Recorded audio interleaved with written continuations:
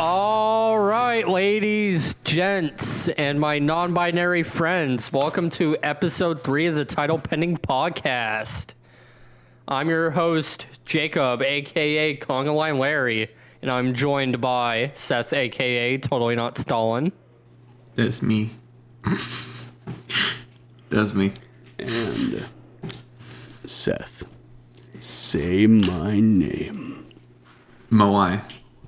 Yes, it's me, Moai, bearer of the Moai, and welcome to the Title Pending Podcast. Insert As you can Vine tell boom from my sound effect. As you could tell by my super cringeworthy performance, today's episode we're going to be talking a little bit about one of my favorite shows of all time, Breaking Bad. Now, for those of you who've been keeping up with the debauchery that's been occurring over the last, is it a month and a half now? Maybe 2 months. Which one? Which debauchery? Since I started watching Breaking Bad. Anyway, point being, I'm super fresh off of Breaking Bad, but like from what I've seen, I think I can reasonably conclude it's probably going to be one of my favorite shows of all time. With that said, before we get into this, I have a little something I need to show someone here.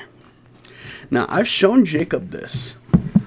Yeah, you were teasing something. I've shown Jacob this, but I haven't shown Seth. So I'm going to post this in the chat right now. I'll throw this up onto the screen for those of you watching at home. Vine boom sound effect. Boom. Vine boom sound effect. Oh, that's amazing. I love that. What I That's went really ahead good. and did was I looked around for some key art, and I managed to find an entire pack of stuff just like this. So I could recreate Nerf Lightborn, I could recreate Conga Line Larry. That's awesome. Doing the same thing. Yeah. I love that. That's great. You know what else is Yeah. great? That's fantastic. My mom. Our Penis. first sponsor of the night, Hot Pockets. Yes, you heard it here, folks. Are we sponsored by Hot Pockets? The delicious treat that you Where can the make in fuck your is my microwave. goddamn money, Hot Pockets? Okay, so let's just dive right into it. So, just starting at season 1, where everything began, what would you say is your favorite moment of the season? You know, we go from the opening shot of them running away in the RV to Walter going about his daily life, finding out that he's been diagnosed with cancer, going on to the hit with Hank, finding Jesse there, you know, all that good stuff. And then going forth from there, they have their failed cell with Crazy 8 that results in Walter, quote-unquote, killing them, but, you know, obviously Crazy 8 survived. And from there, we keep going till eventually they run into Tuco. What would you say is your favorite moment of the first season? Honestly, for me, just one of my favorite things about... I mean, season 1, you're starting off, like, people are going to gush about it, but I really love Tuco. Oh, yeah. Just like the level of unhinged that Tuco achieves in the show is It's just insane. I like love literally at the season, like the season finale of season 1, he literally beats a man to fucking death with his bare fucking hands. Do you guys know about... Yeah, he does. Like, do you guys know the story behind the actor for Tuco? No, I don't. So I'm eager to hear it though. So from what I've heard, and mind you, this could be wrong, but I actually saw it from, I believe, some interviews with the man himself, so I believe it's correct. He really is not a loud dude. He's a very quiet guy. The reason why Tuco makes his burritos the way he does is because the dude's a really good chef. Like that, just straight up. That's the reason. He said he wanted to make a burrito somewhere. So he made a burrito. Yeah, You can't and then stop a man from going doing even what the further fuck he than wants that, to do. going even further than that, he said that the only way he'd come back is if they killed him because his wife hated Tuco so much that he could not he could not keep going. Oh, that's wonderful. So that's the story of how they killed off Tuco. I really love the fact that they brought him back, and we're gonna keep it relatively spoiler free, but it's pretty early in the show. Tuco in Better Call Saul. Oh yeah, he was an amazing character because he makes a very, very early appearance, and you see Crazy 8 there too. But Tuco in Better Call Saul is like, it was so cool seeing him again, and he was just a joy. And it's funny because we didn't see, like in Breaking Bad, we saw him just like in the throes of addiction, right? And when he was like really crazy. And yeah, he's crazy in Better Call Saul, but like we get to see him with his abuelita, and just he presents as such a different person. It's awesome. Yeah, like without really delving into much, I really enjoyed the scene where Jimmy and Tuco sort of went back and forth one-on-one towards the end, or was it at some point in the second episode? You know what I'm talking about. Yeah, the negotiation. The negotiation, that was really, really... it was really good. The first episode, I'll be honest with you, the first episode, I enjoyed it, but it didn't really catch me until towards the end when that happened right there. Literally in the last, 30 seconds of the show is when it hit me and it sunk its teeth into me, and that's when I started to gain that interest. We're talking Saul, right? Yeah, BCS. Just to be clear, we're talking BCS. Saul. Okay. Yep. Yep. No, that's really what gripped it for me too, is when we got to see. Well, what really gripped me was just seeing how starkly different things were, because going in, the last thing I had seen was the end of Breaking Bad, right, which is obviously a very, very different show than how it started. And then you kind of flip back to a, for lack of a better way to put it, pre-broken situation with the start of Better Call Saul. So it was very, very different in that regard, but then you kind of see it start to kind of bleed into where the show starts. Yeah. Breaking Bad. My favorite part of Breaking Bad, and this is something I've heard Vince Gilligan say 1,000 times, turning Mr. Something or other into Scarface. I don't remember the exact... Mr. Rogers. Maybe it was Mr. Rogers. I think it might have been someone else. But yeah, Mr. Rogers. I think it was Mr. Rogers. I've heard a few different names thrown out. But anyway, moving on, so that way we don't... Back to season we don't one. exclude Jacob for too long. Jacob, what was your favorite moment of season 1, if you had one? So... Like Seth said at the end, when we get introduced to Tuco and him beating the ever-living shit out of his own dude, that was pretty memorable. He's just so dynamic. But it's also the first ride-along that Walter did with Hank, because that's how it's okay, so this could be how I could do this. Yeah. And I thought that was... Didn't he... Does he go on the ride along in was that the first episode? I thought it was the second. Yeah, it was the first episode. No, it was the first episode, because the first episode literally opens with him in the RV. Yeah, you're right. Yeah, and pointing the gun. That was also another memorable thing about season 1 was him just out in his fucking whitey tighties in the middle of a desert road.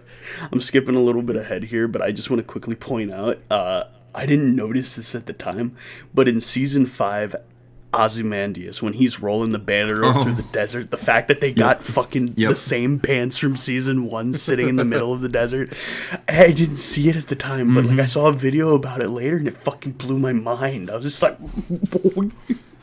oh shit, them's the pants. This the pants. It's such a simple touch. Them's the pants. It's such a simple touch, but I love it. It's about the little stuff. Yeah, that's exactly. There's only so much desert. Some people might beg to differ. But yeah. It's not a false statement. There is only so much desert. There's a lot of desert, but there's only so much. Your favorite moment was a mixture between Tuco beating the shit out of his own minion and Walter pointing the gun at the very beginning. Yeah. Almost, yeah, basically.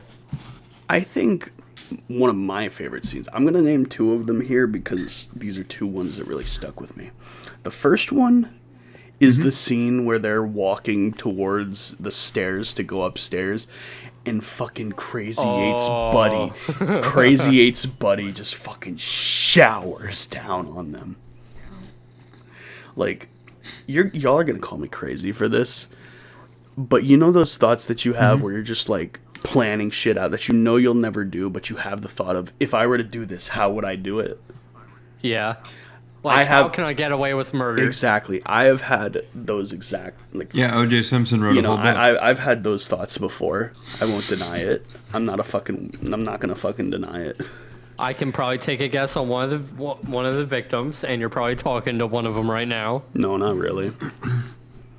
Okay, cool. I'm safe for now. It's never been a specific victim. It's just been like, what if, for example, someone intruded on my property and I needed to get rid of the body because, let's say, self-defense laws weren't established anymore, or something like that. Something as simple as that. Something like a self-defense situation that went wrong.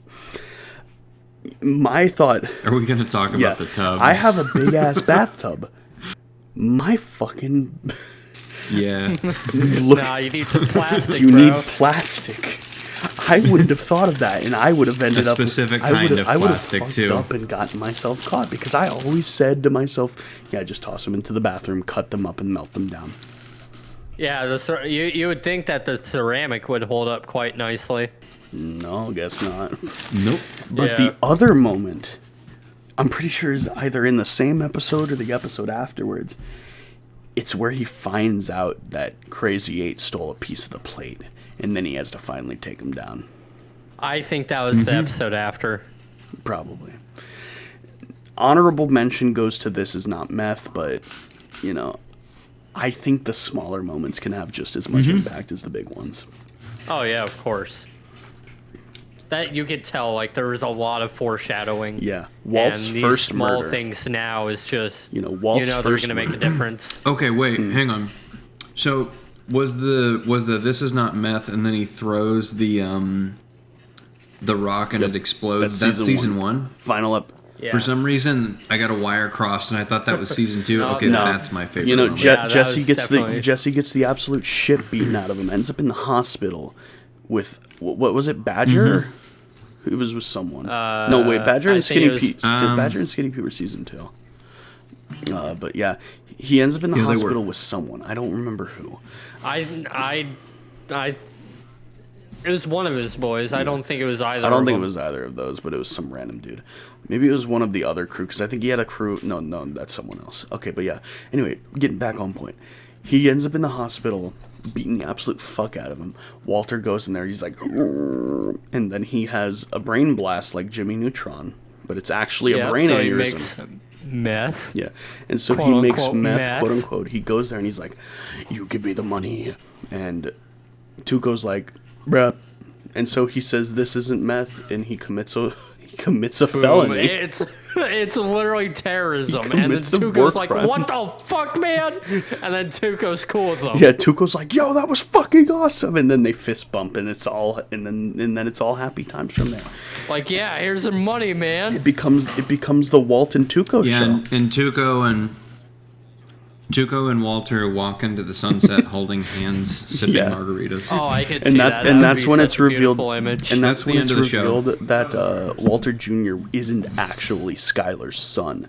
It's actually the son of Walter and Tuco. They had a rough breaking up point in the past, like back when he was still found in gray matter. And so Walt took Walter Jr. when he was still young. And he raised him with Skylar, thinking that it was his mom the whole time, but it was actually Tuco. And that, bravo, Vince Gilligan, such an amazing. All right, let's move on to season 2 now. All right, you want to go again first, Seth? Oh, I mean, so season 2 is gonna start.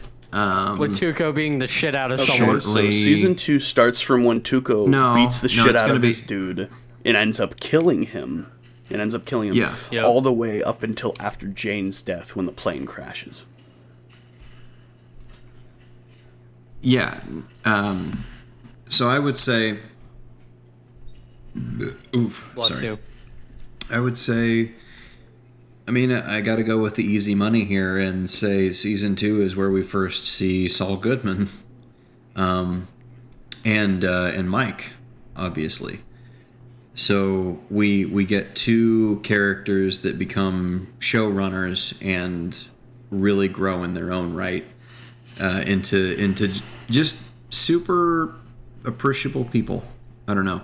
Mike isn't so much. I would say during the run of Breaking Bad, he's a good character, but I would say that he really gets fleshed out in Better Call Saul. On my first watch through of Breaking Bad, I don't think I appreciated Mike near to the point that I have come to now. But season 2 is where we first get Saul Goodman and Mike, and I would say those are probably my favorite aspects or moments of the second season.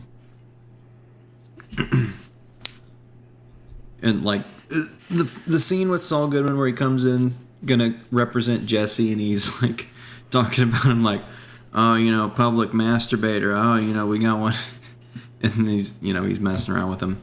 Really establishes him as a sleazeball funny character, and I really appreciate that. What about you, Jacob? Honestly, I thought season 2 was like a shining star because in that season you start to see Walter lose some humanity. You start to see him transform into a different person. Right. One of my favorite moments is that he was just straight up naked in a supermarket and he had to be admitted into a fucking hospital. That was pretty good. Oh yeah, the fugue state thing that happened this episode. Yeah, that happened this season. in Yeah. the second or third episode. They get kidnapped by Tuco. Yeah, because he had to explain. Yeah, he had to explain his absence during the Tuco thing. Probably one of my sense. favorite moments was the episode where Saul was introduced. We see Hank like suffering and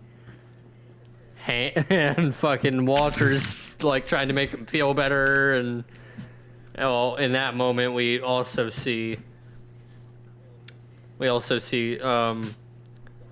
Saul helping. It was Badger, right? Saul helps Badger after he gets caught. Yeah. Yeah, it was Badger. I still It find wasn't- that scene it wasn't absolutely Jesse. Fuck. hilarious. Yeah, Just it was this Badger. random dude walks up and he's like, "Man, I'm not with the police. If I was with the police, I'd have to tell you that I'm with the police." And he's like, "Okay." And he's like, "Hands up!" Yeah. But yeah, that was actually one of the scenes I was going to bring up. I really enjoyed the scene where Walter and Jesse are sort of watching this go down. And it gets to the point where he's about to fuck up real bad. And so Walter goes over to Hank and he's like, "Hey, what's up, Hank?" Meanwhile, Jesse is like booking it. He's hauling ass to tell him.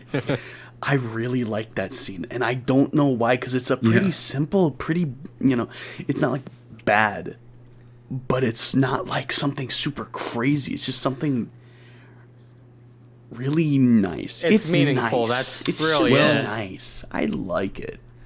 I liked it. I was good enough. Well, Go on. I heard you trying to say something, Seth. yeah. There's this thing that Vince Gilligan does throughout the run of the show, and I don't know how intentional it is with the writing, but like I picture like you're going fishing or something like that, and there's a fish that's like swimming up to look Right. at the hook or something like that, and it's going to take the bait, and then all of a sudden it just bait and darts switch. off. So it's kind of like this. Yeah, it's kind of like this slow burn, like something bad could It's like happen, the start of a ticking and time it's bomb. like approaching. It's kind of like this ticking clock, and then it doesn't go off, and the fish like darts off, only for the bait to be taken by like a fucking much megalodon bigger comes out. fish, if that makes sense. So it's like, yeah. Well, it's exactly that, because it's like, so they'll say, okay, well, this is the situation as it currently exists, and it could get a little bit worse. and then you're like, they dodge that peril, and they're like, okay. Hi, Juju. Jeez. She's liking it. She's having too much fun with you, Tim. I can hear her having fun. Wow. She likes the ear rubs, but then she also Yeah. likes ear at the same time. She likes the ear rubs, and then she doesn't Anyway, like the ear rubs. While Mr. Seth here Yeah. is doing his thing, I want to talk about my next favorite moment. Do it. He's such a, like, chilling moment to me. Just the entire scene where Jesse has to go get the fucking money back from the drug people that stole from his buddy. Oh, yeah. Spooge and the other Yep. person whose name I don't actually know. I just know Spooge's name because it's fucking funny. It is funny. That is the only reason is. why But more I remember. specifically, Oh! besides the whole death my that g- happens there, Oh, okay. really like the fact that afterwards Jesse is just in his room and Walter's like, "You're a blowfish! You're a blowfish, Jesse." Anyway, you sounded like you I've had turned myself into an M&M. you sound Jesse. like you had something you wanted to say, Seth. Go on. I can't. I literally cannot. He is under a Like NDA. we're talking. Well, Oh, it's about I don't want to BCS. because I'm in season. Yeah, it's BCS, and like as we're talking about this stuff, like I'm remembering things about Breaking Bad. Yes, but like there are things in BCS that I Right. don't realize are callbacks. That as we're going through this stuff, I realize are callbacks, and so it's like, You oh, can't whoa, forget fuck. the fact that Gus just fucking lingers in the background, watching, waiting. Mm-hmm. That was like, Yeah. I knew who Gus was. I mean, obviously. At this point, I think mostly everyone who goes into Breaking Yeah. Bad with some mild amount of knowing who characters are, they know who Gus is. So it became less a who is the guy he's supposed to be meeting up with, and more so watching every little tick, analyzing and seeing how Gus is reacting to everything going on. It's so incredible. Yeah, that's about it for me. Fucking What an amazing Giancarlo actor, man. Esposito. Like we could just I title the am episode genuinely- Giancarlo I am Esposito genuinely on the and be done ropes. with it. About buying a super overpriced Funko of dead Gus just to get the possibility of having Giancarlo sign it one day. Giancarlo, Bryan Cranston, hell, Bob Odenkirk, Jonathan Banks, fucking Aaron Paul, everyone on that show. Wait, are there BCS? No, there aren't BCS ones, but they have Funkos? do they have a Saw one? I don't know. I know they have a Hank. Breaking Not Hank, Bad they have ones. I'm gonna Let me Google look it. this up real quick. I know that they have. Breaking Bad Mike. I know Funko that they have Pops. Mike. They have Gus. They have Walter. They have Jesse. Obviously, they have all that good shit. I think they have a Gus. Not Gus. I think they have a Bob Odenkirk fucking Saul Funko. Yeah, they have a Saul. Yep, they've got a Funko Pop of Yeah, they Saul. have. They specifically have from BCS, so that's pretty poggers. All right, That's well, cool. it's overpriced as hell, but hey, It's kind of neat. Good for I wish BCS. Funko would stop making these things limited run. Like, they have a fucking Shadow the Hedgehog Funko, and I'm like, oh, cool, that's pretty sweet. And it's like fucking What? $60 or some shit. But then they have like a version where he has a Dark Chow with him, like his fucking special Oh Shadow my God, Chow. really? And it's like $80, or maybe it was over 100. But then they fucking got a Super Shadow that's going for over 1,000.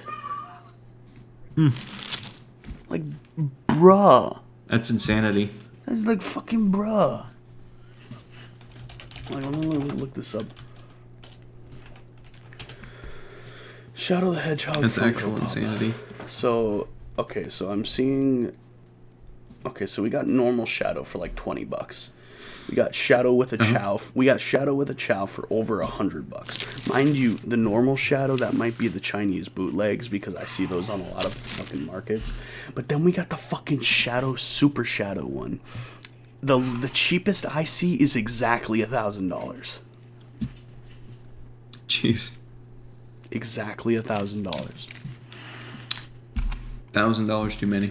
Yes, that's $980 too many. I'd pay $20 at most for that shit. I never got into the Funko thing. I'm not a fan of Funkos either, but they're cheap and they're little collector's pieces. Like I guess I get instead. it. Like you like the Investor stocks into funny sombreros. I'm more of a figure guy myself. Like right next to me, I got my fucking Super Saiyan Rose Zeno Goku Black, and I'm fucking vibing with that shit. It's like a foot tall, and it costs $30. Meanwhile, you spend $30 on a Funko, you get an overpriced, shitty looking hunk of plastic. I heard you say Zeno You get a Goku shitty Black, and I'm like, bobblehead that doesn't even bobble. what? None of those words are in the Bible. But like, then you see the rare shit. Like, I'm gonna send something in the chat, and I want you to take a look at this shit. This looks fucking sweet. Like, this looks really fucking good. Oh, that is pretty cool. Too bad actually. it's $400. Yeah. Oh, Oh, I would hell no. totally buy that if it wasn't super fucking expensive. It looks so cool. Oh, that's why, because it's from a Comic-Con back in 2015. Yeah, and I hate these yeah, of limited course. edition things. They fucking suck. I like that it's blue. Mm-hmm. I like that it's blue. It makes me look like I'm looking at a Slurpee. Slurpee. Speaking of Slurpee, guess what? They have Slurpee Funko Pops. You think I'm fucking lying? Can you drink out of them or no? That would be very. I don't know. On another note, Jacob, you probably didn't. Actually, you probably did see this. I think I sent it to you. I got the fucking DVD G Fuel box for like a third of the price. That's awesome, by the way. Yeah, Honey because you came use in honey. clutch. I don't even know what the fuck the code was for, but it got me 40% off. Speaking of our next sponsor, Honey. I'm not sponsored by Honey, but Honey, if you want to throw, No. if you want to throw me and the rest of the homies here a few $100, and by me I mean everyone else here $100, because I don't really need it. I will be more They than. already threw you 25 with that Yeah, discount. they already threw me 25. I might as well start shilling for them. But like for real, Yeah. if Honey wants to throw us a sponsorship deal, you know, I'm not gonna say no. I'll give the homies here some extra cash because they could probably use an extra bonus to help them out. You could Honey, you know who to hit Like, up. you could send me The title pending on Twitter. you could send me like $2 and a warm can of Sprite, and I would be thankful to you. you could just send me a warm can of Sprite and I'd be thankful to you. I like Sprite. You could fart in my direction, and I'd be like, oh, thank you. Oh hell And yeah! you Thanks, turn honey. into Thanks, fucking, honey. you turn into Wesker. Oh, Complete global saturation. I was gonna do the voice, but I have a mouthful of Taco Bell. Oh, complete global saturation. all right. Before we get any Yeah, let's weirder, move on do to we want to season move on to 3? We've season already made 3? everyone turn away and exit the podcast, and we're only 30 minutes in. So, Sethy boy, Yes. Move what's your on favorite? To What's your season favorite 3. moment of season 3?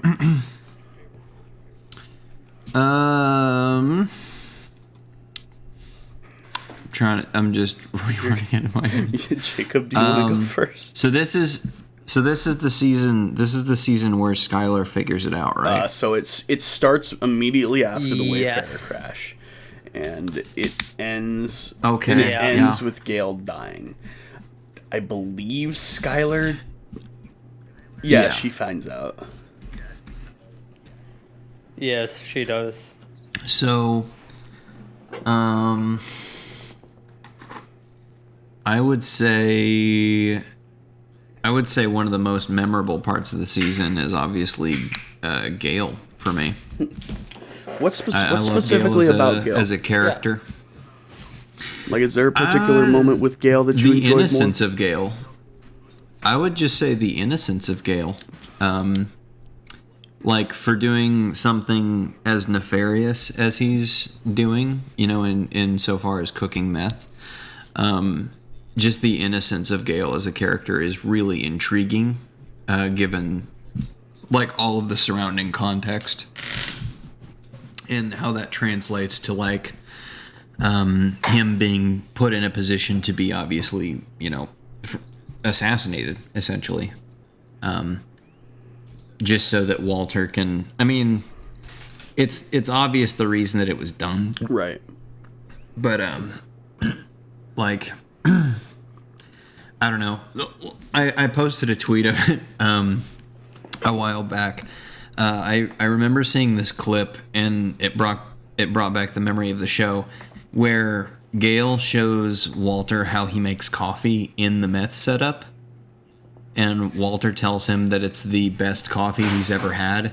And so I was just like, there's an alternate timeline where Breaking Bad ends right there in Gale. Have you seen? Hold on. Gale and Walter just go into Have you just go seen start a have you coffee seen shop. the parody that's like it's about them, Jesse and Walt, running a fucking pawn shop called like Barely Legal Pawn. I have There's this parody But that I- was done. Let me find it. I'm gonna post it in chat for y'all to watch afterwards. I just love this the concept of having this alternate timeline where Gale and Walter quit making meth and they just go into business making coffee. And but that scene is just really memorable to me because Gale's just like, here's this really cool thing that we can do with this setup, and like Walter's just kind of indulging him, right? But it's still really cool, and it's a part of the season that really Look sticks at in my this mind. picture. What a fucking Bryan Cranston and Aaron Paul I love how having way too much fun with I it. fucking love that. When here's the actual name of the They're place, great. Barely Legal Pawn. Amazing. Yeah, no, Oh I my sent God, the it link to the actually is video. called that. Barely Right? Legal Pawn feat Bryan Cranston, Aaron Paul, and Julia Lewis. And that's yeah, I was gonna say that's Julia Louis-Dreyfus in that thumbnail. Forget about everything else. I want this Bryan Cranston outfit as an ace skin. You know what? I 100% agree. That's Okay. solid. So Yeah. But like Ace Okay, in a so moving hazmat on. suit. Come on. I would accept that too. That would be Jacob. fine. Yeah, season 3, go. Honestly, it's hard for me. I liked that in the beginning of season 3, Skylar's kicking him the fuck out, and Walt Jr.'s like, no, and she has the choice of like turning him in and telling Walt Jr. the truth or not, and she chooses to not, which I can respect. There was also the part when Walter figured out that she was cheating. he didn't really figure that it was out. She season 3 at literally the went beginning up to him when- and said, "I fucked Ted." Well, you know what I mean. Like he straight Yep. up like went to fucking Benecke's office and He failed like, a skill failed check. to fucking smash a window. That was pretty funny. Yeah. But I like the one scene where it was Hank confronted Jesse in the RV, and Saul basically got him out of trouble by like faking Marie having an accident, right? Is that how it went? Like, I'm pretty sure it's been a while since I watched season 3 specifically. Wait, what happened? Run that by me again. I didn't hear you. I was thinking. I think it was when Hank followed Jesse into the RV, and basically just busted him, but Saul was able to get him out of trouble. Wait, is season 3 Magnets, bitch? No, that's season 5. Is that season It's 5? after the death of Gus, and they're trying to get rid of the evidence. Oh, yeah. No, you're right. Whoa, season 4 spoilers. Go We're not even there yet, silly goose. Shut up. Continue season 3. We're not even there yet, silly goose. It's time for Yes, a rewind. it is in the scene where the destroy the RV is in season 3, by the way. And Where they destroy the RV. Yeah, I thought so. so, Okay, yeah. how Alex, the you want to go over fuck your... did you guys talk about season 3 and not talk about the pizza on the roof? Oh. I mean, that's easily one of the a memes. classic. How That's the one of the fuck memes did of you guys season not 3. talk about the pizza on the roof? That is such a funny scene. I love it. Because too many people have talked about the pizza on the roof. It's a recurring problem for the people that live there now. Yeah, did you see the Right. property? They had to like install fences and shit around the property. I will add it. Can we get I a will add Google it to the Street View of podcast. the fucking Thank, house? everyone thank future me for Cool, thank you. bearing with our shit for another hour and a half once again. Thank you, future me. But getting back job. on topic. 1 minute. Such an amazingly done scene. The director went out of their way to actually time it out and draw it out to make it seem like it was hell. Just like when you're sitting there waiting for the last few minutes of your job to tick by so you can go home. Sitting there looking around, counting the seconds, trying to find out what the fuck is happening, and then you see it.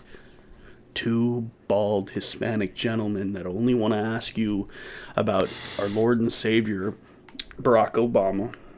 Praise Obama. Hope he doesn't airstrike me. May he reign forever. That's your problem now, Alex. But yeah, like my actual favorite scene in the entire season 3 is just the shootout between Hank and the twins in 1 minute. Oh yeah, of course. It's such a fucking good scene. I thought 1 minute was probably the best episode, hands down, in season 3. It might be. But Like, there are just I need other to- there are just other moments I liked more. But like I need to actually go through and think of all the different stuff eventually. I thought 1 minute was definitely the best episode. The imagery of one of the Salamanca twins like having no legs and like crawling along trying to like get the kill. I was the vengeance of the Salamancas as a theme for like the universe, which includes Breaking Bad and Better Call Saul. Like the Salamanca twins are a force of nature. Yep. Just And then- outstanding work. I don't know anything about them as people, but their on screen They time make is it just, worth it. It's awesome. Like, okay, this They do. is shooting a little bit far ahead, but one of the things that has always stuck with me when I've been learning acting was how the actor for the Terminator in Terminator 2 got cast. I've heard the story over and over again that he walked into the room, did not say a word, and he just stared into the camera for 2.5 minutes until they finally stopped. And that has always been such a powerful... the Well, T1000. I mean, I can give you a pretty good explanation on that. Oh, I got Well, you. I know exactly why, because he doesn't really speak and he's very, very unblinking. No. But that... Confidence. Yeah. He's a Anyway, terrifying regardless individual. of that specific performance, I'm just saying the story itself is something that has always stuck with me. When I think of, acting without words, that's something that is very, very powerful to me. So the twins and the fact that they get so much accomplished without saying much at all, it's just something that's so powerful to me. And I love them for that. I think, like, if it wasn't for the fact that Gus really hammered it out of the park, I think the twins would have been my favorite villain. And I think that it's a very close bet between them and Gus. Well, and so much of the twins was the visual too. Like, it was clear that Exactly. they were just a force of fucking nature, and they presented how they presented. They were ready to kill. Like, they showed up wearing Right. suits and cowboy boots with the little skulls on the ends of them, and everything they did. That if that ain't swagger, I don't know Everything what they is. did with Remember, style. kids, if you want to design a villain to be intimidating, do not be afraid to drip them the That's fuck right. out. Yeah. Suits number one. Make them memorable. Yeah. A good hero Like, needs a I already better told you villain. this, Seth. I've already told you this, Seth, and when a certain person hears this, they're gonna be having fucking like alarm bells going off in their head. I'm a commissioning boy to draw Asmodeus right now, and I'm gonna get him tripped the fuck out. Amazing. I'm excited. But yeah, that's one of the things. That's one of the things that I very much consider is flair. You gotta give them style. If they look like some random schmuck, if you have a villain that is indistinguishable from your mooks, Yeah. then you have Gus Fring, Well, which can be equally as powerful if you do it right.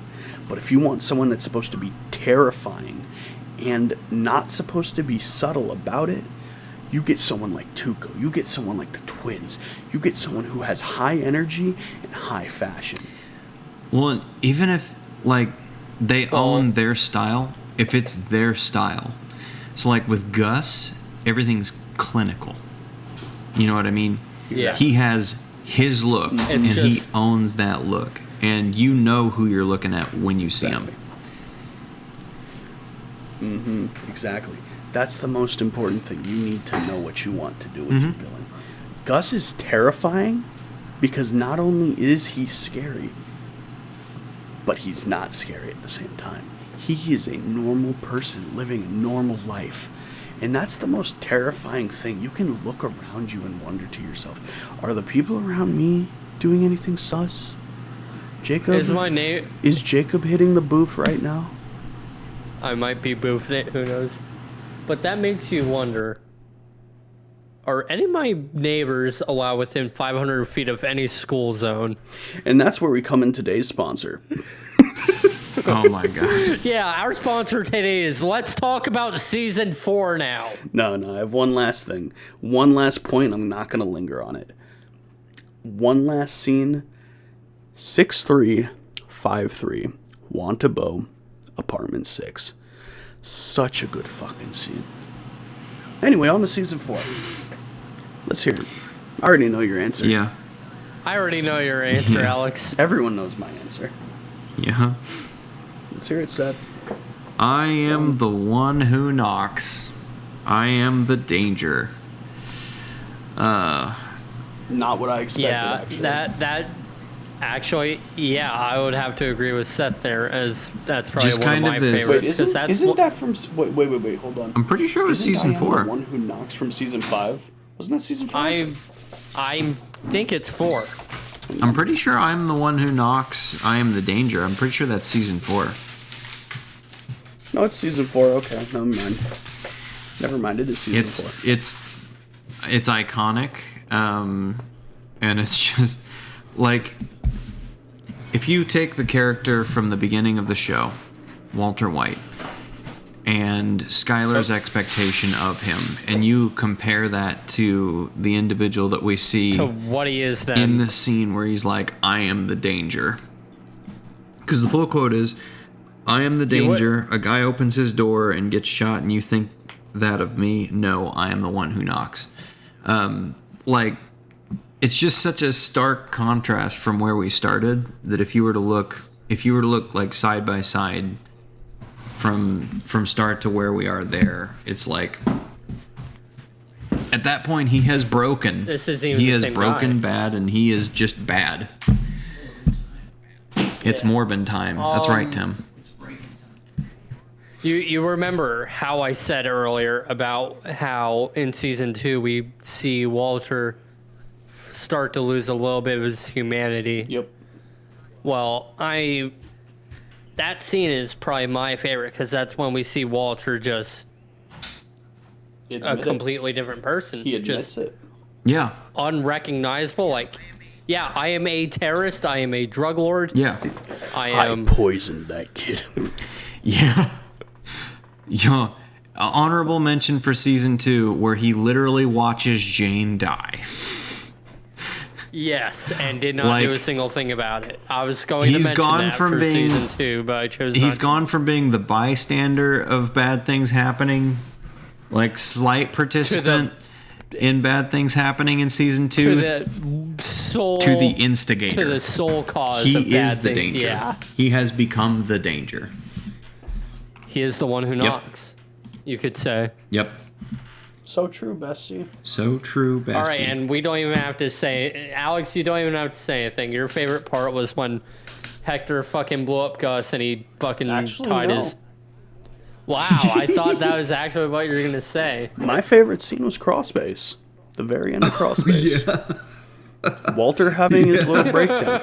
But before that, I do want to run one thing by you. And this might get censored. I'm just going to call it out now. Okay.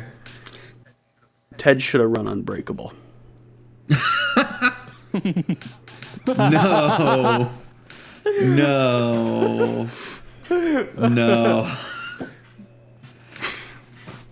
I You mean, are bleeping that whole fucking thing. He's not wrong Oh though. my god. Ooh, we gotta censor 2 episodes. Do in I a really row. need to censor that, though? No, not really. No, that's just funny. No actual harm came to any people. It's just a joke about a shitty person in a show. Yeah. Oh. Oh my Little, god. little honorable mention to the box cutter.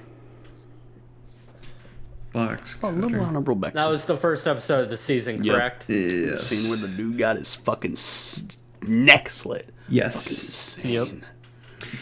Yes, and that's another example of stark contrast, like the visual of Gus being this unassuming guy. And then he just Fucking- fucking shows that he's. He like- just suits up and then he goes to town. That's fucking insane to me. He's like, nope, damn.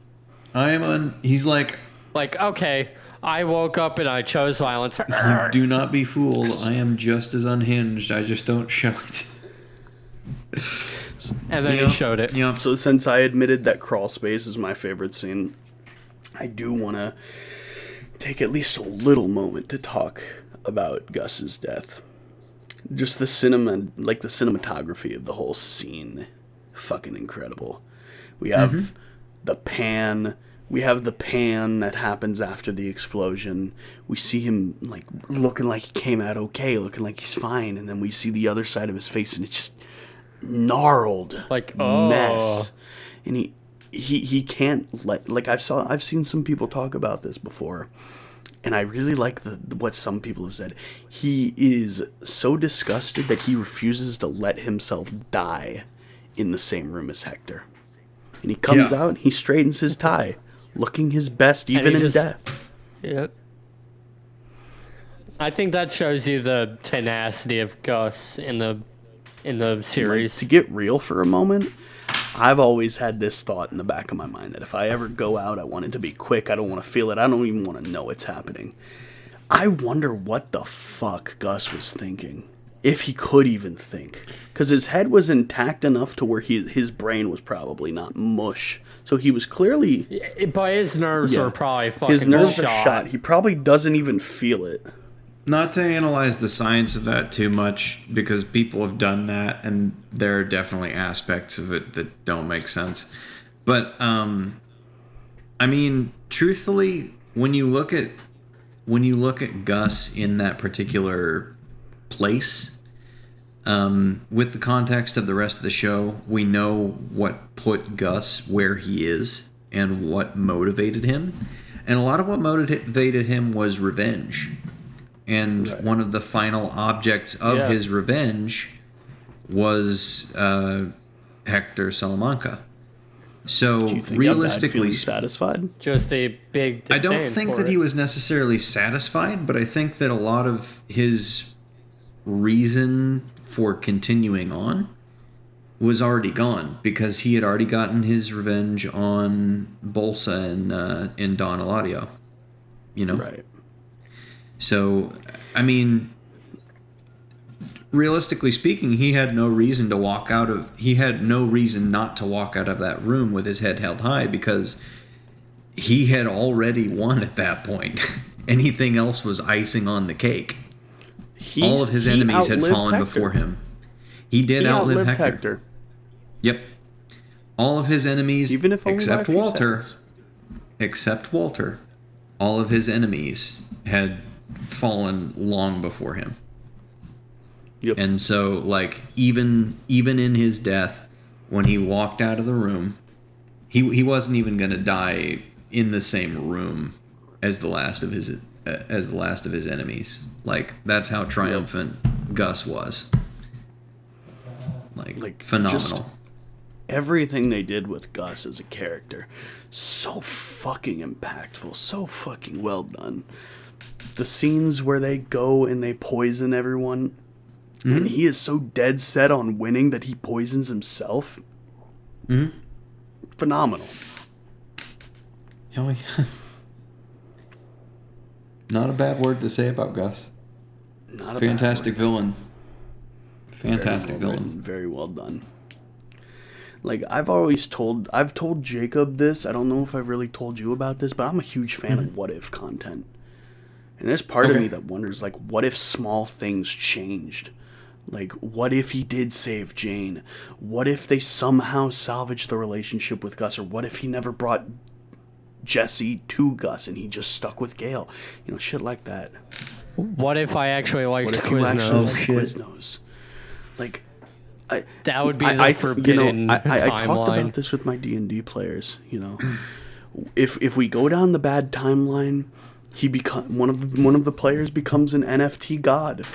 So if Jacob were to actually like Quiznos, I think that would result in him moving to Ohio, starting the Quiznos Mafia, and committing littering. Oh no. Not the Quiznos Mafia. You cannot tell me such blasphemy would ever happen. And no hats. No hats.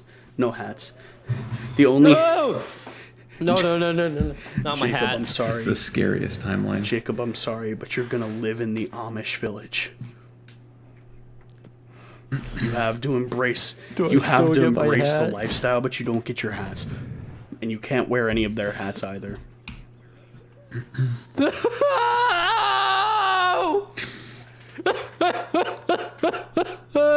I'm gonna edit that over the sound. I'm gonna edit that over the sound of a car engine revving.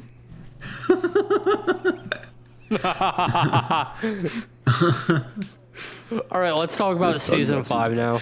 I am going to make one exception. Since they split season 5 into 2 parts, do you guys want to split it into 2 parts as well? Or do you want to talk about the whole of season 5? I think we can just talk about it as a whole. I think that's fine. That's fine by me.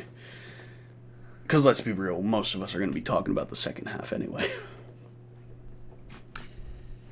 Fair. Right, do you think? I mean, and if you want to do 2 moments for the season, that's fine. That's totally fine. It's not like we can make this however long we want. It doesn't matter. We talk about multiple points anyway. We have not stuck to a single point the whole time, so yeah. Yeah. No, we've all talked about multiple. If we stuck to one point, we would, be 40 minutes in and we'd be talking about fucking whatever's at the bottom of our list already. All right, Seth, you go first. So, I'm gonna say the first of. I'll do one, and then we'll go around, and then I'll do another. The first of my things that I love about season 5 is the train heist. I'm somebody that as a kid, I'm somebody that as a kid I watched a lot of heist movies, a lot of we're getting the gang together, we're gonna execute this thing on a certain timeline, and we're gonna steal this shit. Right. Kind of the different layout of the episode really, really worked for me. And then it's capped by just the absolute shocker of Todd just hauling off and shooting the kid. Murdering a kid. And, Okay. I just I remember saw this being like, video. oh my god, I saw this. Todd. He just waves at him and he just I pulls saw the this gun video out. where it's like, like, what if cold. Jesse and Walt were happy? And it's just like he shoots the kid and Jesse immediately goes, "Fuck yeah!" And Walter's laughing. They start high-fiving and shit. So the train heist was one of my favorite things, and Todd killing the kid, just like, I remember that just blowing my mind, because I expected it to be like, okay, we're gonna. It was a shock I expected factor. it to be like, okay, well, we're gonna kidnap this kid and try to figure out how to pay off his family, but just nope. Todd just was like waved at straight the up kid, killed the kid. and then hauled the gun out and fucking shot him. Oh. Anyway, go ahead. One of you guys go. Go ahead, Jacob. I'll go next. You already nailed it on the head. I was gonna say the train heist, so I'd probably say my next favorite is the scene where Hank got fucking brutally executed. Like, you could see, like, Hank... Well, no, you can see Walter, like, regain some of his humanity, you could say. Like, you could see he actually feels remorse for the consequences for what he's done, for what destruction he left in his wake. Do you know what I mean? Why did you put that gif? He starts to feel all that guilt. Yeah. You know I had to do it. I got Discord Yeah, of up on one of course. my screens. I just see you put that fucking gif in there. I On just repeat. see, yeah. Ugh. Walter fucking. But you know where I'm getting at with Yeah. this, right? Absolutely. That's both of Absolute. you have fucking nailed it on the head. My favorite scene from the first half of the season goes to the train heist. I'm a sucker for heists. Okay. I Yep, like yep, GTA yep. 5. Mhm. I like Red Dead Redemption 2. I don't watch a lot of movies or TV shows. Frankly, I need to go watch some movies that are about heists. But that's regardless of the point. Absolutely. So my favorite episode from the first half of the season, goes to the train heist. My favorite from the second half, it's a very, very close tie between almost the entirety of Ozymandias, because I can't point out a single scene. It all flows together so fucking well. Yep. And the final episode, specifically. I was gonna talk Oh, about Felina. more of the final Yeah. episode on my second Walter trip. admitting that he just is doing it all for himself, and seeing the stevia He's like, bit, I liked it. I was good at it. He liked the and rush just of it, him yeah. saving Jesse, because it's been, mentioned before that he was actually originally going to kill Jesse too. But then he saw just how bad he was. And then he was like, I can't do that. And so he saved him. And he went That's out of such a his way to fucking save him, powerful yeah. scene for me. Mm-hmm. And I thought the way he did it was so clever, because he just completely ignored the fucking guard's directions. Like, car here, no, I'm doing it right here. I Like, just want okay, to read man. this out to you real quick. The very ending of the episode. The script that was put out, written by Vince himself. We look straight down on Walt as he tumbles into frame, lying flat on his back on the floor. His eyes stare up at us, lifeless, and yet his final expression is one of faint satisfaction. We slowly crane up, and away from him. Walt shrinks smaller and smaller in frame. Police officers approach him now. 4, 6, 8 of them. They move in cautiously, their guns aimed. They're too late. He got away. Those last two sentences, when I originally read those, it's something so minor. They could have just written, he's dead. But no, he got away. I don't know why. It's something so small, something that could never be conveyed in the show. But that line there is just so fucking good to me. That is what I call good script writing. Mm-hmm. And that's the sort of shit Yeah, that I and hope to it pick up on my personal projects. absolutely. Yeah, let's go for round my two. second- Go ahead. I dragged on enough. Go on, Seth. The second thing, no. See, I'm happy that you gushed about Ozymandias so that I don't have to, and I can talk about another thing that I really, really loved. And that is, I loved and I hated it, but the death of Mike. Mike's final moments where he's just sitting along the riverbank and tells Walt he's not gonna have like sex with the him. last words. Yeah, he tells Walter he's not gonna have no. His final words being, "Shut the fuck up and let me die in peace." As he's sitting on the riverbank, and Walter's like rattling off like he accidentally shot him, and he's like, after the fact, he's like, I guess I could technically get the list from fucking what's From her Lydia. name? Lydia. Yeah, he says I Fuck, I could have gotten guess the I could list get from Lydia. the list from Lydia. Fuck, I could have got the list from Lydia. And like you realize in that moment, just like Mike wasn't going to give up those names, and there was an agent involved that like was on the same moral playing field as you, that you could have gone that route, but you went this direction, and now you've done something irreparable. Yep. You've killed, as far as the show run is concerned, the seemingly unkillable entity that is Mike Armentrout. Mike is Breaking Bad's John Wick. He is. Yeah. You remember this interview? I think I told Yeah. Alex about this interview, I'm but Go on. okay. So somebody said my favorite part was when we introduced Mike Ermintrout, and it I was think it was Bryan Brian. It was Brian. Cranston, Yep. right? I think he was Yep. the one who said my favorite part was when we. My favorite Like, part was when we killed. We have Mark." Jonathan Banks. I'll give the broader context. Just- We have Jonathan Banks. I sent you this before, Seth, but the audience is no.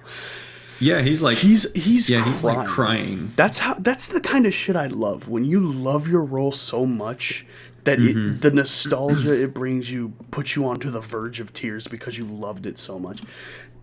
God, I love these people so much. The fact that he's on the he's on the Jonathan verge Banks. of tears, trying to hold him back, and instead of like anyone saying anything comforting, Brian just cracks in like, "My favorite part was when I killed Mike Ermintrout." Yeah, he was like, my favorite part was killing So Mike. good. That shit was gold. But like just to cap it off, like Mike's last words being, "Shut the fuck up and let me die in peace." Yep. And then like Walt is left with nothing. He just has to leave. One thing I didn't actually notice And on my that's- first that's viewing. the One end thing I of didn't Mike. notice on my first viewing was you actually, if you look closely, and maybe I'm just blind, but I didn't see it my first time. You see him fall over during the lingering shot. You see him fall over. I don't know how I didn't see that. Do yeah, you? he slumps Really? to the left into like the wheat. And then it's just Walt left sitting in frame looking out at the sun. I don't remember that. Let me pull it up on my phone here. Go ahead, do your thing. Anyway, Jacob. Yeah. All right. Yeah, I was gonna take the reins here anyway. I was gonna say two parts because I was gonna tie them into Felina. We nailed it on the coffin earlier when we said when Walt goes to save Jesse, like you can tell, like he is trying to fix what he has done, what he's done to other people as part of his actions. But Here's a timestamp. one of my for you, favorite Seth. parts was I'm a fan of goofy shit. So it was the fact that Walter goes into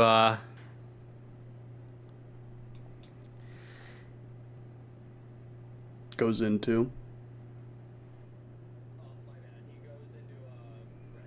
Oh, my bad. He goes into Gretchen and Elliot's place, and he's like, "You're gonna give Walt Jr. all this money when he turns 18, and if you don't, I have military snipers that are gonna fucking kill you." Oh yeah. And it's just Badger. It's just Badger and Skinny Pete just aiming at them with laser pointers. That's it, and that's like the kind of goofy Like, shit you that were I there love. I thought watching that was so good. So you got to see my reaction.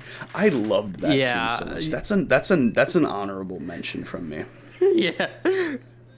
Yeah, you No, were like, I oh my knew it god, was is that him because Badger I'd and seen Skinny Pete? Like, spoilers yeah, dude. beforehand, But it still got a good laugh out of me. Yeah, I saw way too many spoilers. I mean, I haven't seen that scene like until like 5-6 years beforehand. So when I saw it again, I was like, Oh yeah, damn, no, that it's still shit is fucking still funny hilarious. as I it love was Badger 5 and years Skinny ago. Pete. Speaking of Badger and Skinny Pete, without spoiling anything, El Camino's a fucking bop. Go watch it. Yeah, I'm not I still talking. need to I'm not watch it. saying any details. I'm in season 6 of BCS. I'm not saying but any details about El Camino. haven't watched All I'm El saying is that it's 2 hours long. It brings back both Badger and Skinny Pete for one last rumble, and we get a lot of resolution on Jesse's character.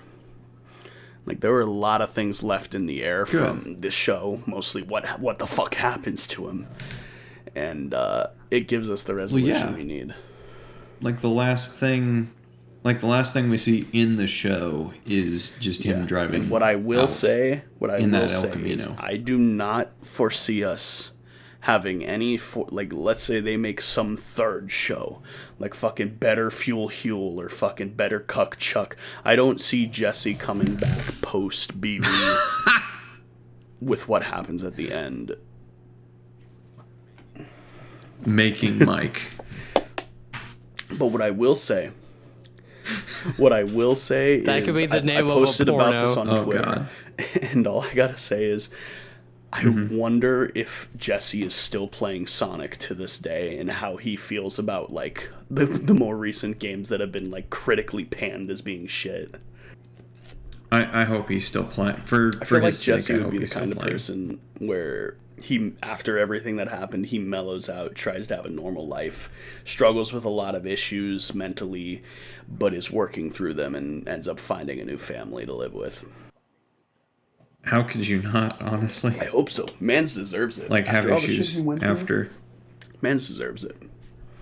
Yeah. Yeah, he does. But yeah, anyway, watch El Camino. Like, he's another El Camino's character good. that changed. Watch El Camino. I want to watch El Camino. I think I've just about... Is that all of us? I think that's all of us. I think that's really that's like... it. We got a mostly. whole list of other shit to talk about still. For it's true. All right. So let's say... Sure, we do. And this is all hypothetically. Let's say... Scroll up. Scroll up. Let's say this is all hypothetical. Okay. If Bryan Cranston started crossing over with a Okay. bunch of shit, what would you want? Not Bryan Cranston. Okay.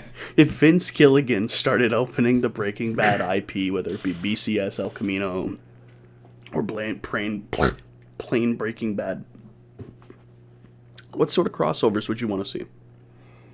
Okay. Alex, you need to breathe. You need to think about your words carefully, need to and do you it. just need to Just do it.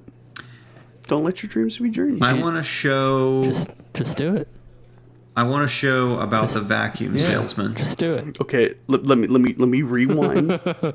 If he opened the IPs for crossovers, not a new show, Okay. crossovers.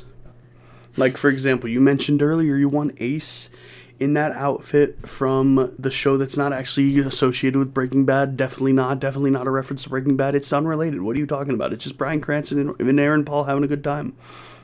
Definitely not Breaking Bad. Yeah. Just give Ace a hazmat suit. That's all we're asking for. That's it. The thing is, they already have a hazmat suit. It wouldn't even be hard.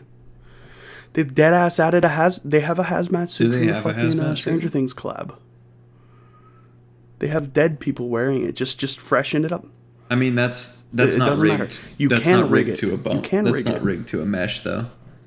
What it means? You can't What it say means that. is that it means you have the It's textures. not rigged to a skeleton. And you have the general modeling. You just need to rig it to an outfit. Boom, Bawa Booey. It's done. I would love Saul Goodman in DVD. Now, It'd be let's say hilarious. we couldn't get a New chapter, main. but instead we got a cosmetic crossover. What would you want? Heisenberg Ace. Easy. I mean, you can literally tie Walter White to Ace. You can literally tie Saul to Ace. You could tie Mike to Ace. It's See, I think that because they market Dwight pretty heavily, I feel like they would make Heisenberg No. a Yeah, Dwight. I mean, I can they would kinda they see would that. make Jesse a Dwight skin. Or maybe be better. if they're feeling Yeah. stupid, David.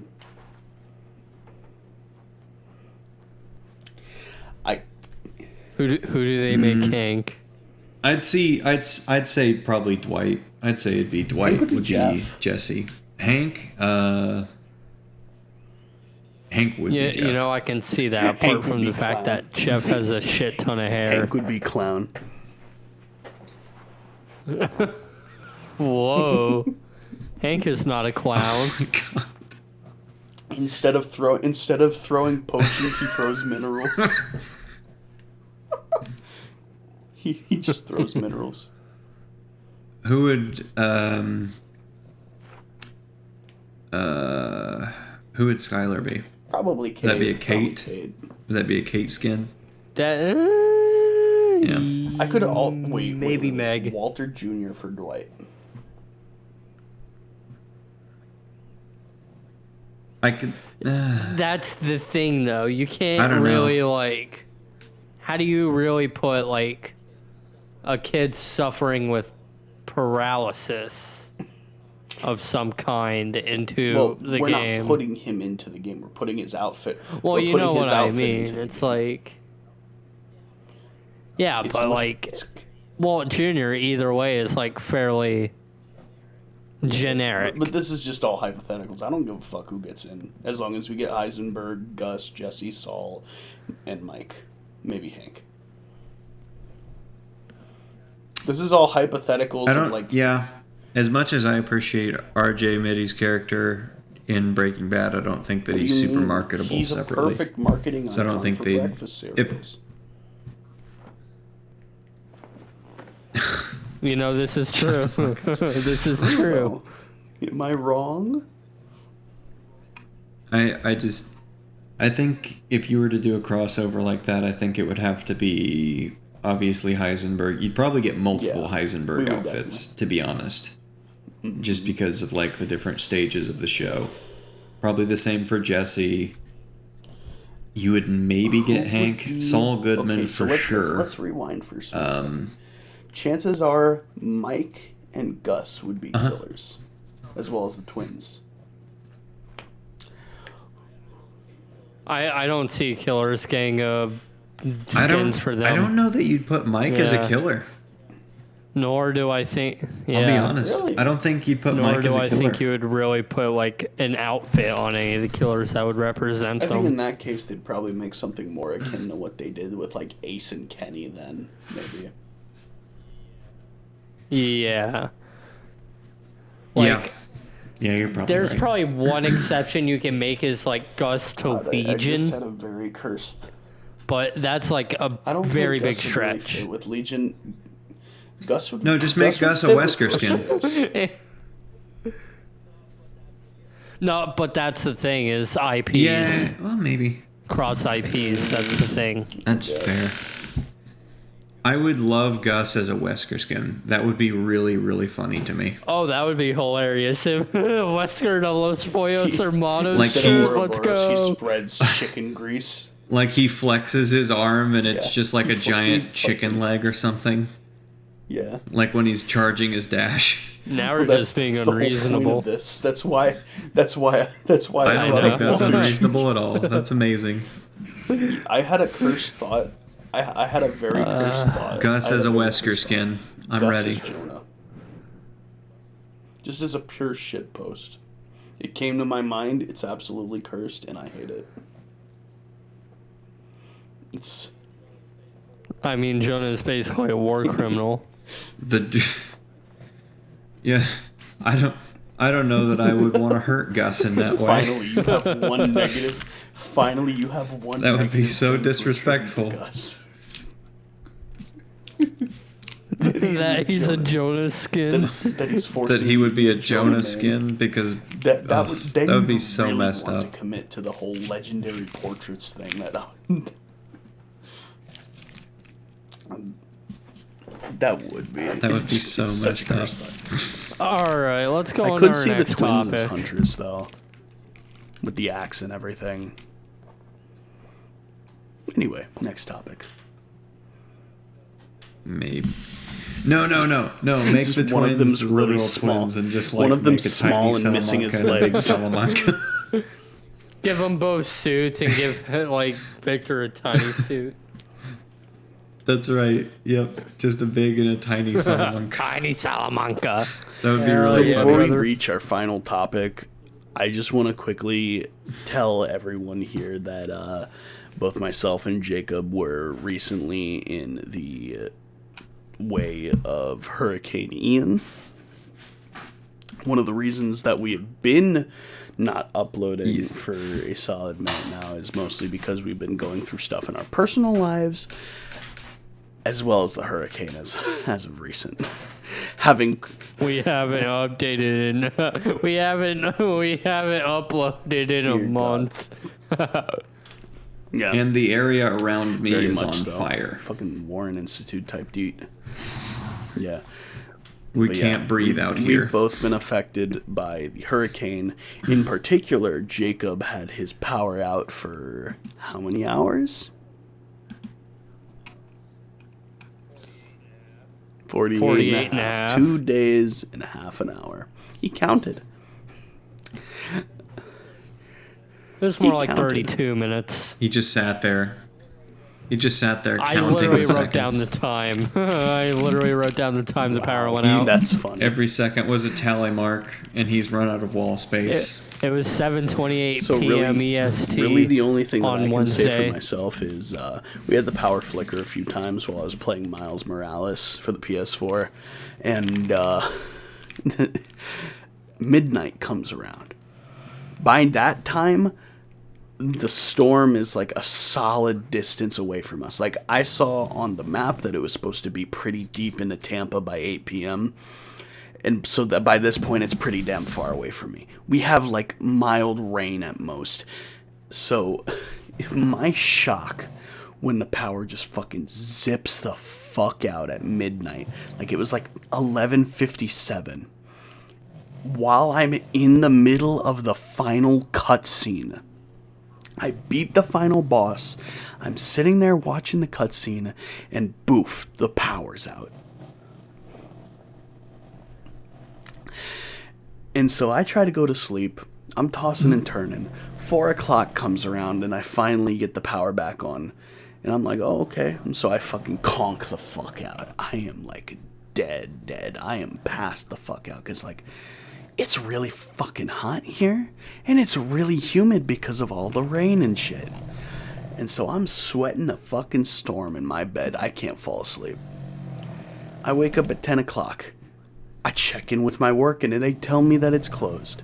An hour later, they ask me to come in. I'm running on zero sleep. I'm dead inside and I'm low-key fucking pissed. So that was how my experience with the hurricane went. Jacob, you want to tell us how yours went? Yeah, sure. Thank our but sponsor, first, Hurricane I want to put my condolences out to anyone that was affected by the storm, especially in the Fort Myers area. That it hit Fort Myers is what, a Cat 4? I believe so. I think it was. I'm going to be doing my own donations. That's a And big yikes. You know, on my own time. I'm going to be giving away some clothes, giving away some cash, the usual. Yeah, of course. And it just leveled. I just it just hope leveled that- city. I haven't And heard it a makes you casualty think- number. I just hope that Damn. people evacuated and are okay. Yeah. And it makes you think, what if that was just, what if the storm was going a little more west? What if it hit Tampa Bay? Alex, you and I probably would have been My fucked. uncle actually, I'm not gonna literally lie. just a few hours ago, he stopped me in the hallway and we had to talk about that. So yeah, no, trust me, it's been on my mind too. Just it's like I mentioned earlier, one small stone flipped over can change everything. We could be dead right now. We could be not recording this podcast. Anyway, this is getting a little bit too deep. Yeah, let's go on to our last topic before I have to go the fuck to bed. Seth, you want to tell us about your ash? Tell us about your fat ash.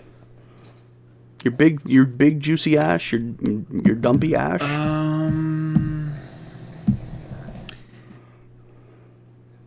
So the amount, because this is tied into something else. Because this is tied to something else that is currently pressing, I can't really go super into it. But I'll give the basic gist though. Basically, my work is almost entirely outdoors. And there's an air quality index, AQI or whatever. And 50, I think, is where the range for like unhealthy for certain groups of people, say like you have an allergy or asthma or something like that, that or above is considered unhealthy for you or potentially risky for sensitive groups. Then above 150 is considered unhealthy for people in general. Then I think it's above 200 is considered very unhealthy, and then 300 is unlivable, called hazardous, I believe. And my work had us outside, and the index was a 309. They didn't give us any kind of protective equipment, anything like that. It was literally raining ash. And it looked like Silent Hill outside. It was real rough. They should not have had you out in those conditions. Period. No, they shouldn't have. You probably should have gone to higher ups in the company about it. Oh yeah. Well, there's like I said, there's stuff going on. But, you can hit me up in the DMs. Not you can hit me up and into spill all basically, the tea in the DMs after work the bad. podcast. If you are legally allowed to, that is. Work bad. Yeah. Oh yeah. Mad at them. Yeah. Real mad at them. But all right. Hey. So with all of the situations in our personal lives out of the way, over an hour and 20 minutes into the podcast, I say it's about time that we hop into our final discussion piece. Hey, remember when I said I was going to be done at 12:30 but I'm holding at the latest? You want to end it here? Just save this other topic for another time? Fond memories. No, let's do it now. I'm already fucking here. Cry if you say the F word again. All right. Speaking of acting, all of us have a little bit of experiences with acting. Some of us more than others. Some of us still doing so today, etc., etc. Let's go ahead and get into that. Let's hop right into it. I'm not good with segues. Go on, Seth. You be our first guinea pig. Paul Blart is good with segues, though. I've Have never you ridden seen a him ride Segway. one? Oh, shit. I've never ridden one. Arguably the best. He is. I saw some Paul Blart dude. is. I saw some dude using a Arguably Segway the best. while with a grocery cart, and he was going through the store on a Segway with his grocery cart, and I wanted to push him off so badly. Mainly because he was in my way and going really That's a slow. natural I had impulse. to move pallets of water during a hurricane season where everyone wants fucking water. Row raggy. Oops, it was an accident. I raw ran. Anyway, go on, Seth. I think everybody I think everybody gets those intrusive thoughts, like you see some idiot bobbing up and down on 2 wheels and a stick, and you're just like, what if I just stopped that? you look very pushoverable right now. You look like you're having entirely too much fun. What if that stopped? What would that be considered? Would that be considered assault? I think that would be considered embracing gravity. I mean, technically, yeah. Back on topic. Seth, tell us about your acting experience.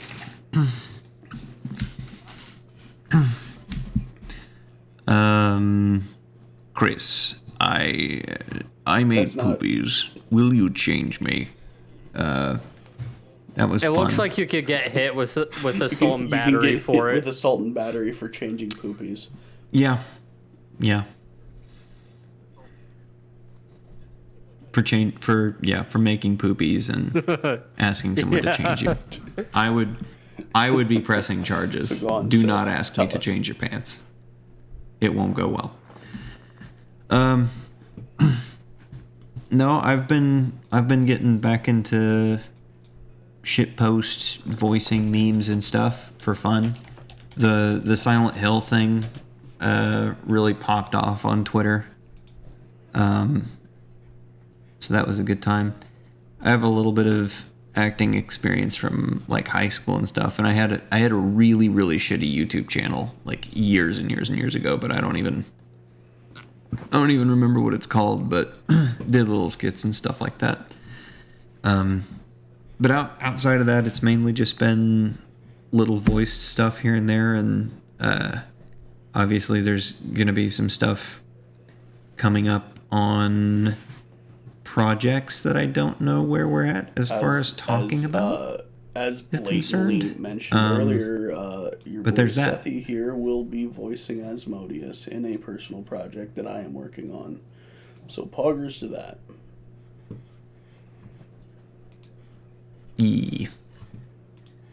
Which I'm very excited for. You've kind of given me some of the details of the character, and I'm really I'm really eager to hop into that and start really finding the that. The big climax that you are looking forward to won't be coming for a solid minute, because as you know, I'm working on a platformer and a sort of prequel right now. Oh yeah. Well, you know me, I love a good Chris, climax. I have been edging for 24 hours. The Ouroboros is blocking the hole. Chris, you've been edging for 24 hours now. All right, so Release me. Jacob, God damn it. I hate I'm gonna this. get the fucking stick. Please Jacob, stop. Go ahead. Yeah, hit me with just knock me out. I'm done. All right, Jacob, go ahead. Take the mic. Just beat the shit out of me. I mean, I have taken the mic for the Take the past mic hour. right Thanks, now. so Do it. Alex. You won't. I Do it. literally have it in Do my it. hands right now. I've had it in my hands for the past hour.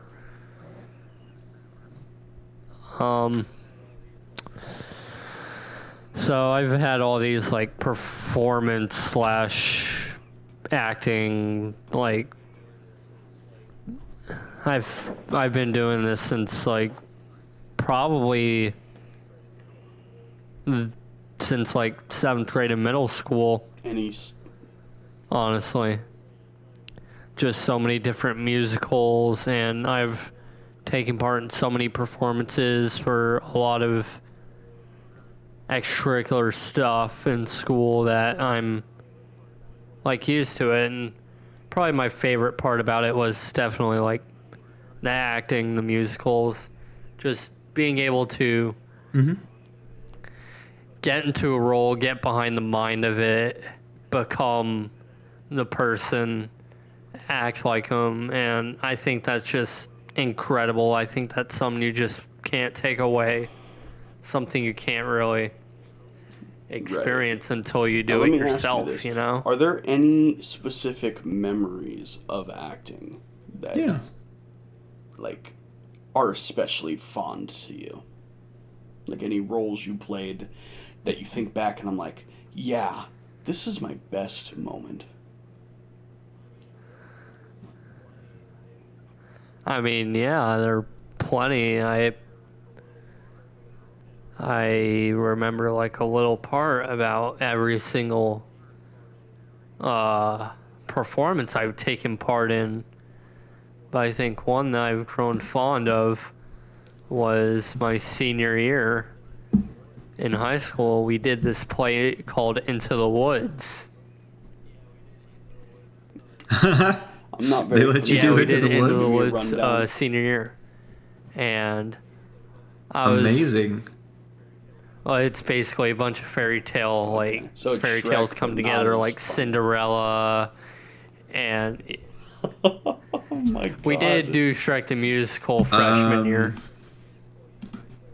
Yes, there is actually Shrek the Musical. You can actually look that up.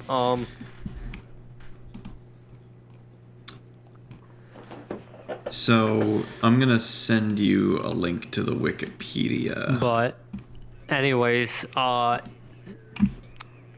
was supposed to get, like, a higher, like, priority role, but I said, nah, give me a supporting role. Let someone else have it.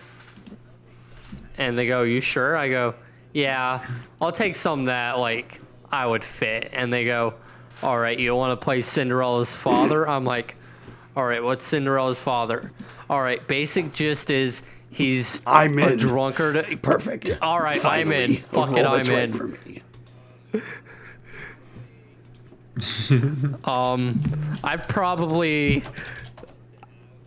Like, the main role I was supposed to have, like, had me around for, like, 70% of the This is Jacob right the now. performance, but, like, This I is only got Jacob 8 right now. lines, and I took part in a few songs. It was indeed made for me. But it was so funny. Just that, and it was just Amazing. that entire role that I took part of, because I literally, it was a matter of, all right, I'm gonna portray an alcoholic who's getting worse and worse with each time he's on stage, right? So, like, by my first performance, like, I look a little sloppy with the suit and stuff, right? Like, I have, like, I made, like, well, I didn't really make it, but, like, I have, like, a bottle, like a glass bottle that I took with me, and I put, like, red Kool-Aid in it, so, like, I would pretend like I'm drinking wine, and that was great. But, like, by my second to last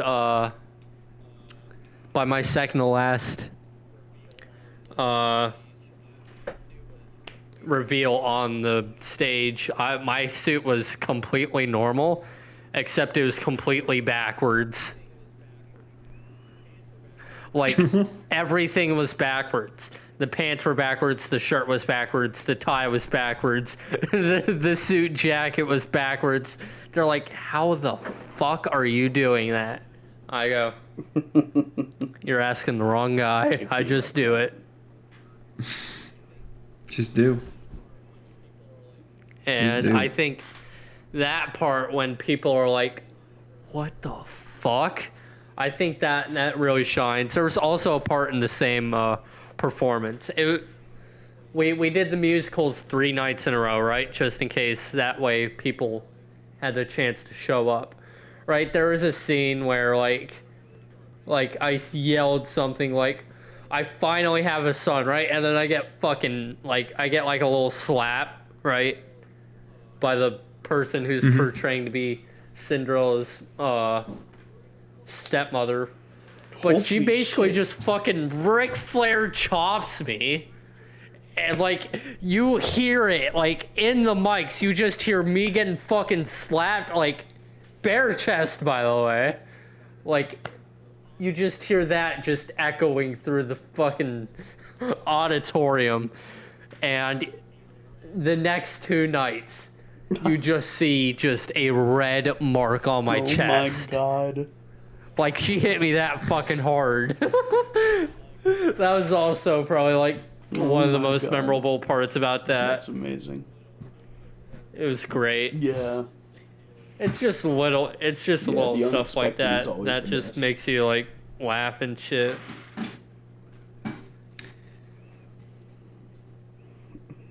Also, thank you for putting that picture in chat. Now I have to reread. All right. Now I have So to I'll fucking go- reread the Enigma on Go ahead and cap things off. This is So- my whole. I spent a lot of time not really knowing that like voice work was my thing. Like whenever we read books in like middle schools and stuff, and they'd ask for people to read from it, everyone, hello, today we are going to be talking about chemistry. And meanwhile, there's me who's fucking Holy putting shit, is that 110% Markiplier? into it for reasons I could never really understand. I just liked it. I liked it. I enjoyed it. I was good at it.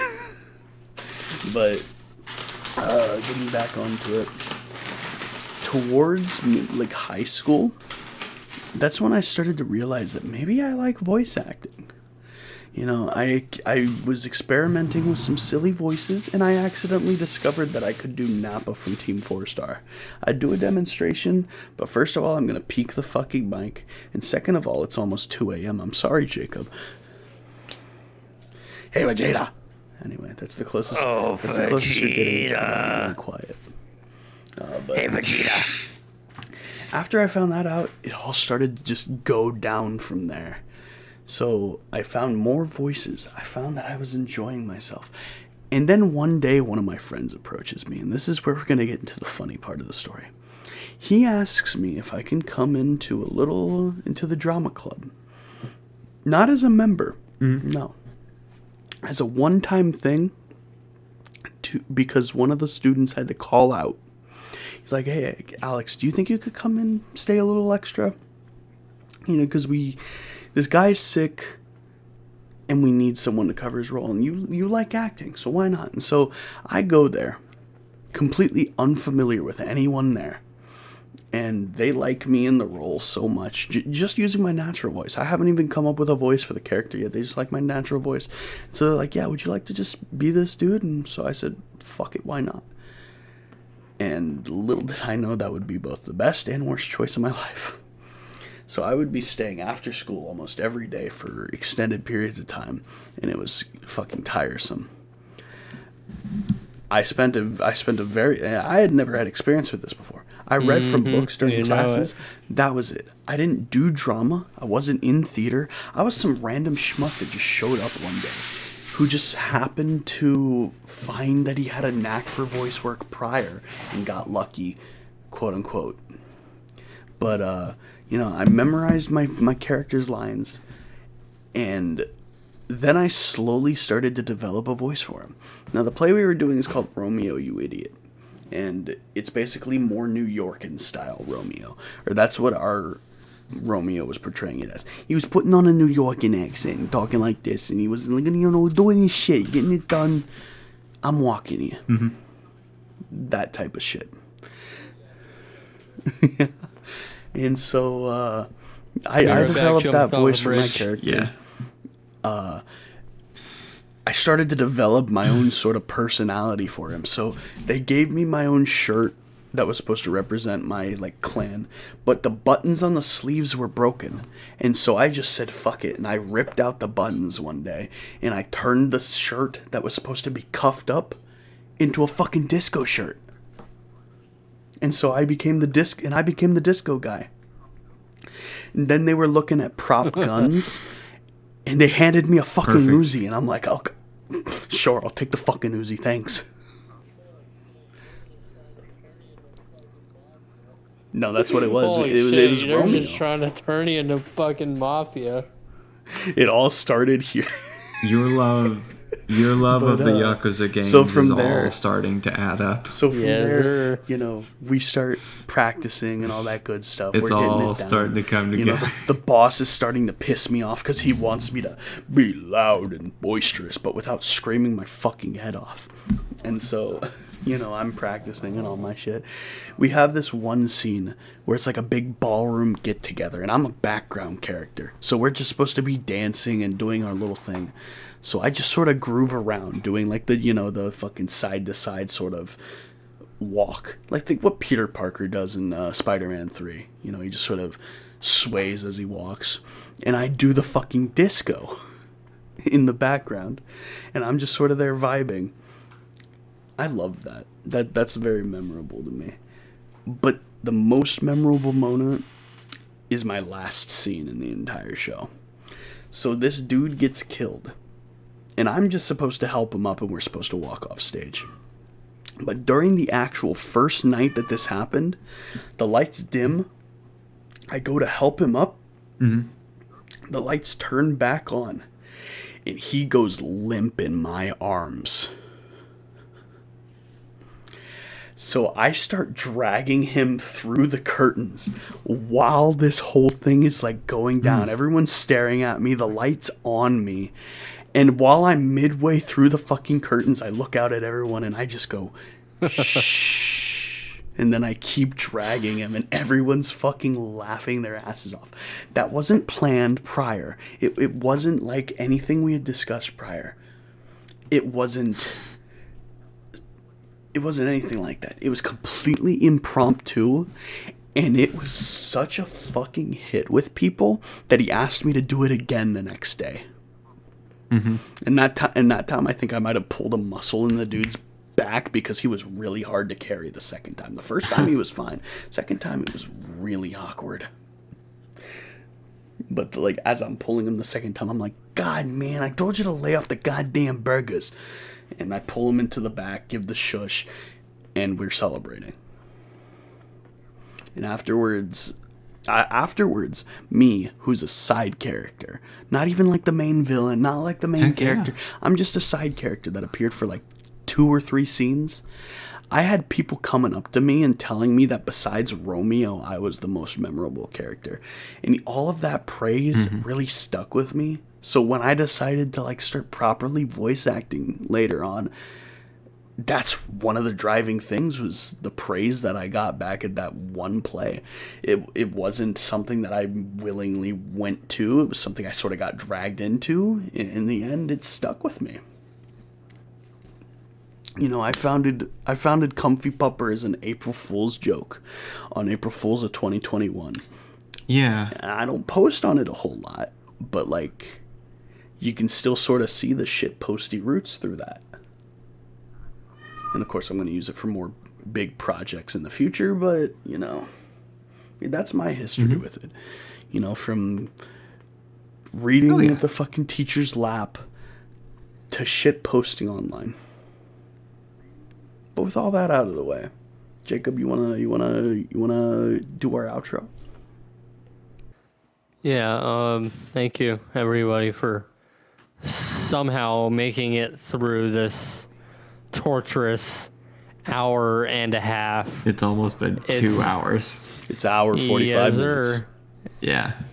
Thank you all for tuning in for all this torture the entire way through. If you made it this entire way, comment down below, fuck Quiznos. And hopefully we don't take another month to release another one of these episodes. Until... You heard him, folks. Yeah, you heard me. Yes, bully us. Until next time. I've bully been us. Alex. I've been Alex. This has been Jacob, and that's been Seth. Good night, everyone.